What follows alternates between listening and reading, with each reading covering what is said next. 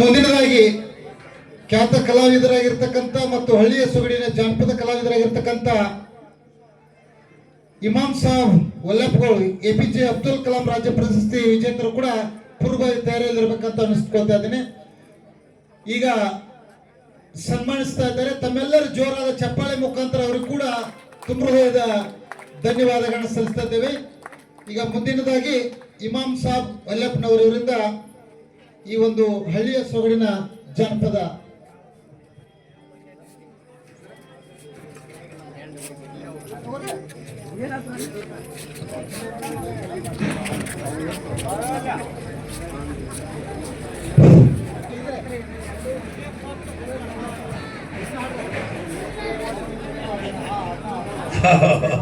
ಬಹಳ ಸಂತೋಷ.